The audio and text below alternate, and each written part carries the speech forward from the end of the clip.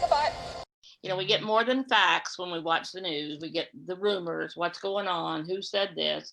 And one of the biggest rumors we have right now is, will Trump do a peaceful transfer if he loses this election, or will he not? And the rumor is he will not.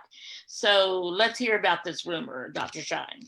Okay. Well, the rumor, you've correctly stated the rumor. The issue came out of a very interesting question that was asked by a reporter. And the reporter loaded the question in such a way that Trump's answer was probably appropriate. Again, Trump is not a professional politician. And so he doesn't handle things the way others might.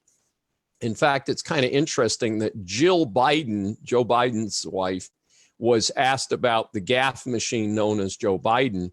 And she just said, I'm not going to talk about it. Ask a different question.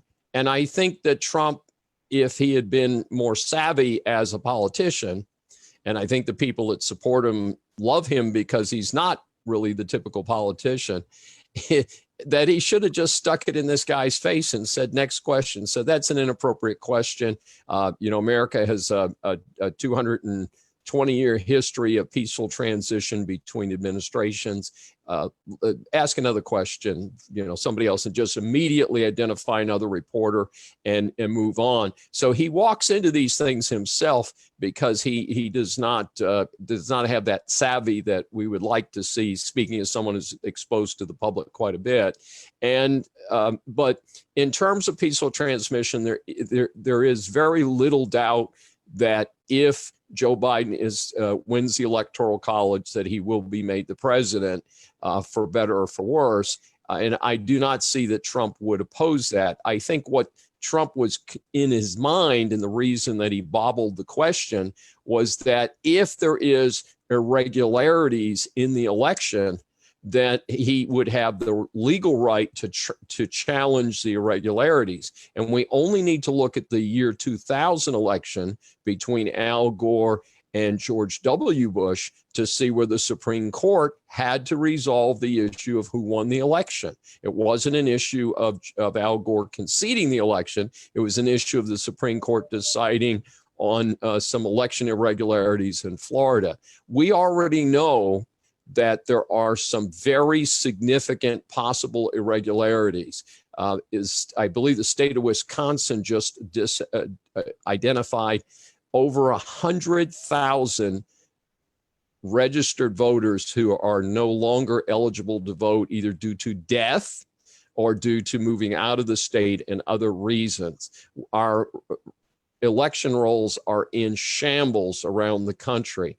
Recently, there was a situation where some early military ballots came in and were found discarded. Of the 9 ballots that were discarded, 7 of them were votes for Trump.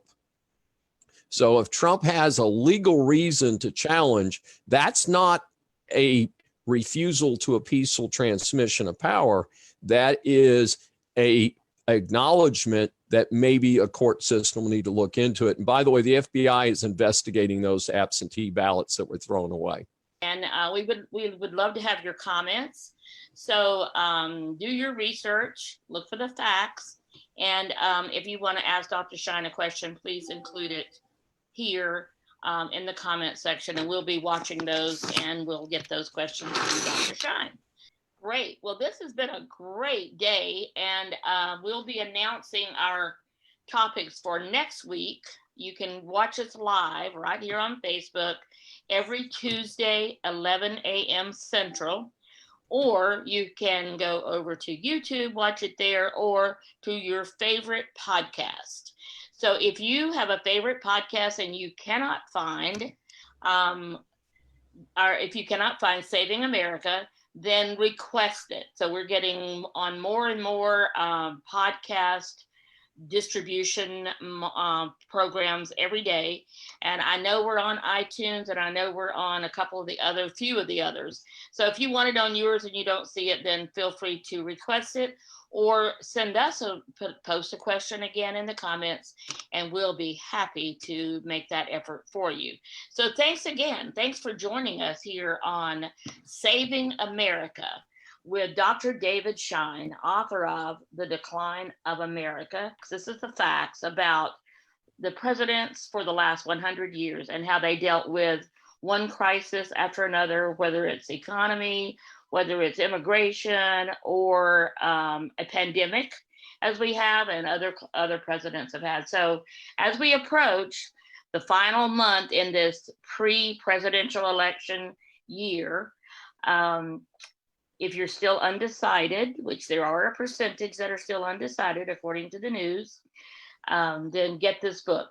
This book the facts in this book will help you make your decision for the upcoming president of the United States. So, The Decline of America, the 100 years of leadership failures. So that'll give you a little insight into this book. So have a great week.